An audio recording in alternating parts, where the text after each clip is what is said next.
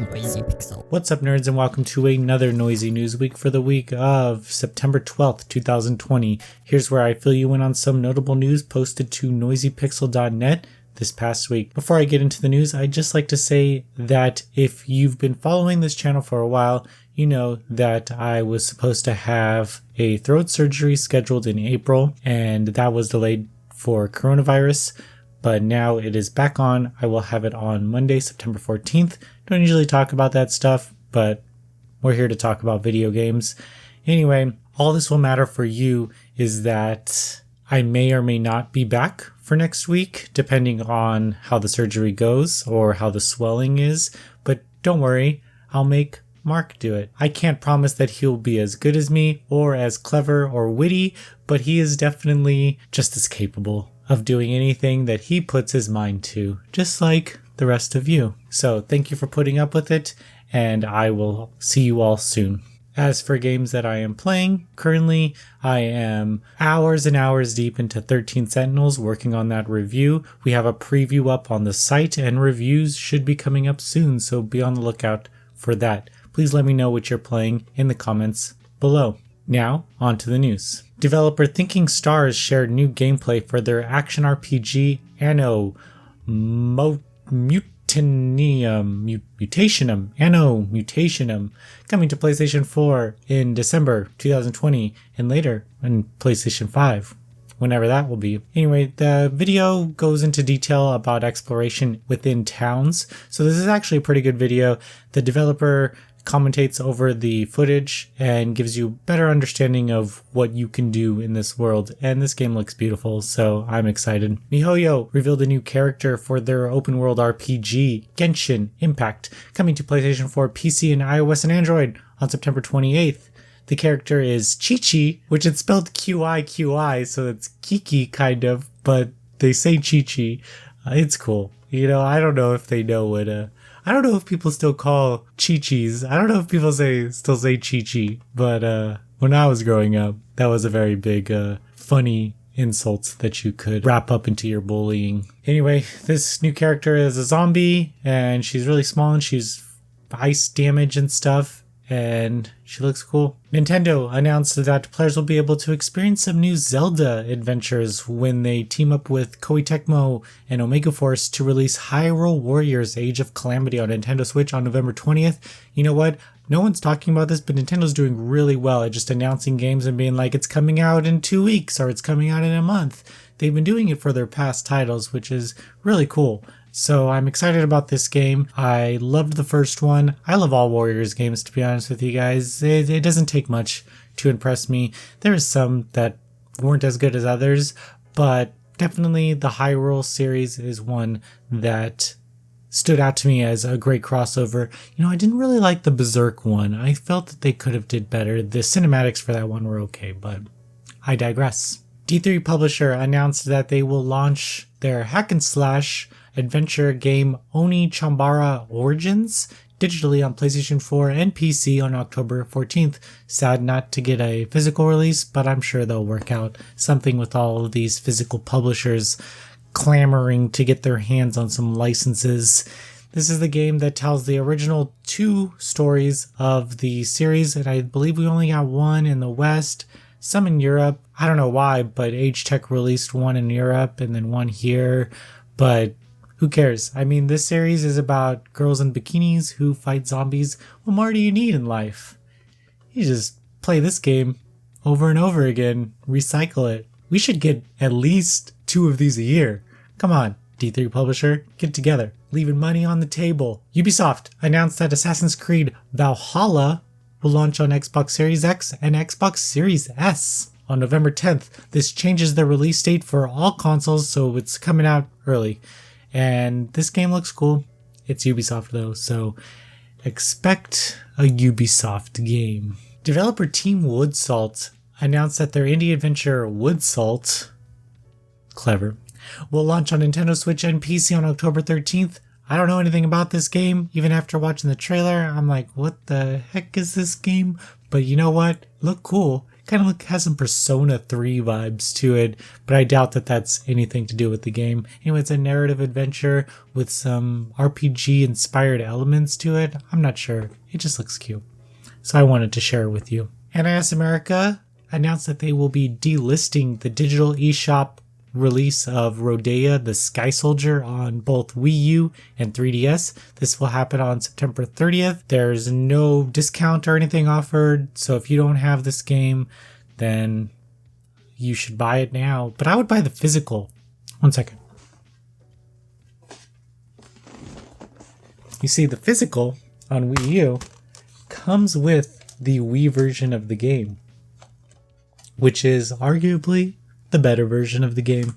So if you can find that version, it's pretty cheap. You should do it. Anyway, that's sad because, I don't know, it's not a very good game, but I don't like when games get delisted. I think it's kind of shady. It kind of sucks too for the future of game preservations, but that's just my own personal preference.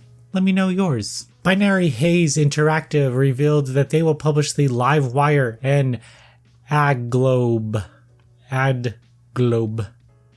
developed supernatural action adventure game Elder Lilies Quietus of the Nights. Quietus of the Nights.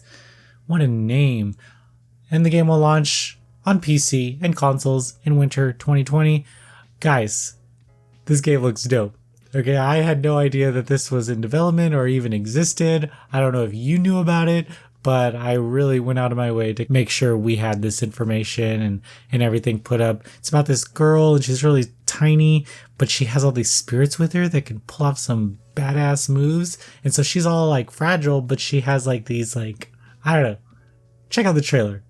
You'll just watch the trailer. Netmarble released a new trailer for their first Nintendo Switch published game, Seven Nights Taiwan Door. Definitely looks like a mobile game, but they said that it doesn't have gacha elements, and all I could do is believe them when they say that. You can collect characters throughout the game. There's a lot of Seven Nights fans. It's a mobile game, but this one would be a standalone tale in that world. So more for you. Degrati announced that they will publish the dark fantasy adventure Guild of Darkstill. What a name. Jeez, Darkstill. On PlayStation 4, Nintendo Switch, and PC in Q1 2021. I don't know much about this game. I saw the trailer and it's like a 2D side scroller. It's inspired by Vagrant Story. So you put a game inspired by Vagrant Story, and you better believe that I'll write about it. So all you PR people out there, just throw Vagrant Story in there and I'll cover it. I got you. Watch the trailer to know more about this game because I have no idea about it. Ubisoft announced that the Prince of Persia: The Sands of Time remake is coming to PlayStation 4, Xbox One, and PC on January 21st for $39.99.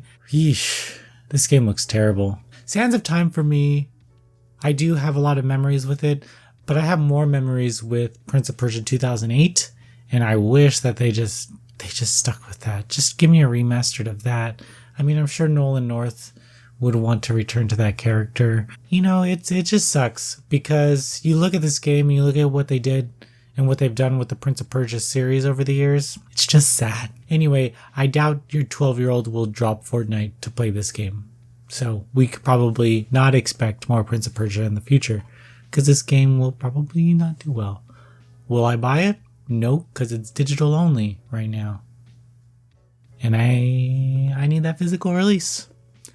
If you want my interest, they have pre-order DLC where you can get like costumes and stuff. Just play the damn PS2 version. It's fine. Plays fine. Anyway, it's like $5 too. On to visual novel news. What you all probably have been waiting for and you ask for timestamps for, but we are too lazy to do them, so you guys could just scroll right through or just watch the damn thing.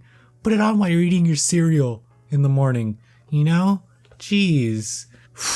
You guys ask a lot. One day Mark will convince me to put timestamps in these videos and then we'll just go from there. So convince Mark to do timestamps and then I will be convinced through that. So that's how you get things done around here. P-Cubed announced that Kendakawa Games developed adventure visual novel Root Film will launch on PlayStation 4 and Nintendo Switch worldwide in Q1 2021. The game will have some limited editions for Rice Digital. It has like an art book in it that can be pre-ordered now. And yeah, I loved the Root series, so this one has a little more cartoony feel to it, and I'm looking forward to it. Izanagi Games and developer Tokyo Games released, surprisingly, World's End Club on Apple Arcade in the West with a Switch release planned for 2021. Strangely, it was said that this is not the full version of the game, and if you want the ending, you have to pick up the Switch version, which is kind of shady if you ask me. But, I mean, you can get Apple Arcade for free for a month if you haven't already, and just play the game and then forget about Apple Arcade until something else comes out that you want to play. Studio Ellen and Studio Coattails announced that their Yuri romance visual novel Highway Blossoms will launch new story DLC titled Highway Blossoms Next Exit on PC via Steam on September 25th. This continues the Yuri adventure. They go to Las Vegas and then they hang out with each other and get a little closer, as Yuri romance characters do. Spike Chunsoft revealed the packaging in limited collector's edition, as well as the Day 1 edition for the Mages developed visual novel ReZero Starting Life in Another World, The Prophecy of the Throne for PlayStation 4 and Nintendo Switch. The game is also coming to PC. The limited edition comes with like a steelbook and all this stuff, and the Day 1 edition comes with like this like art book and these pins. Both of them come with the pin set that you can only get from the limited edition. So if you like this series, then this is probably what you need.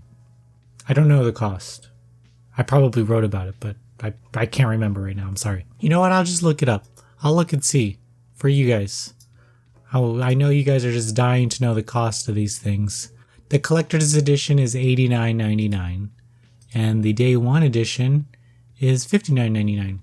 It's a visual novel strategy game with an original story with Rem and the others. Just USA announced that the Ninetale developed strategy RPG Venus Blood Hollow has launched a Kickstarter and it's live now. They were asking for almost $125,000, and I was like, no way is this tentacle hentai gonna get $125,000. And that blew up in my face because two days later it had over 100,000.